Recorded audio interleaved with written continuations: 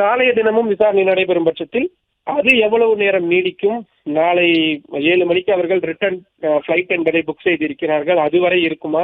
அப்படி இருக்கும் என்றால் இன்றைய பொழுது போலவே 6 மணி வரை இருப்பதற்கான வாய்ப்பு இருக்கிறது. பிரைவேட் ஜெட் என்பதனால் நிறைய ரெஸ்ட்ரிக்ஷன்கள் என்பது இருக்காது, நேரடியாக விமானத்திற்கே போய்விடலாம். அது மட்டும் இல்லாமல் முன்ன பின்ன ஆனாலும் ஒன்றும் பிரச்சனை ஒன்றும் இருக்காது. எனவே நாளையும் விசாரணை நடைபெறுவதற்கான வாய்ப்பு தான் தற்பொழுது வரை இருப்பதாக சொல்லப்பட்டிருக்கின்றது.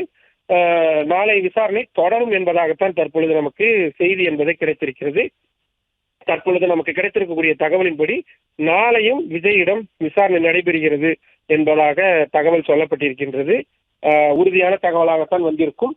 இருந்தாலும் அதிகாரிகளிடம் கேட்டு அந்த தகவலை இன்னும் உறுதிப்படுத்த வேண்டியிருக்கிறது. விஜய் அவர்கள் இன்று இரவு டெல்லியில் தங்குகிறார் என்றால் நாளை அவரிடம் விசாரணை தொடர்ந்து நடைபெறுகிறது என்பதை நாம் புரிந்து கொள்ள வேண்டியதாக இருக்கிறது. காலை 10:30 அல்லது 11:30 என்ற நேரத்தையும் நாம் இன்னும் உறுதிப்படுத்த வேண்டியதாக இருக்கிறது.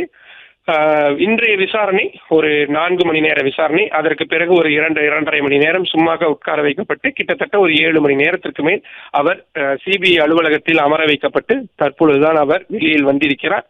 ஹோட்டலுக்கு சென்று தங்கியதற்கு பிறகு நாளைய விசாரணைக்காக மீண்டும் அவர் வர இருக்கின்றார்.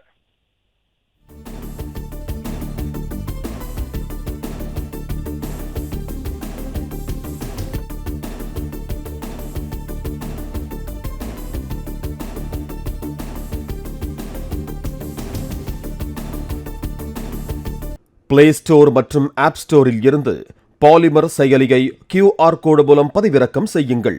செய்திகளை உடனுக்குடன் பெறுங்கள்.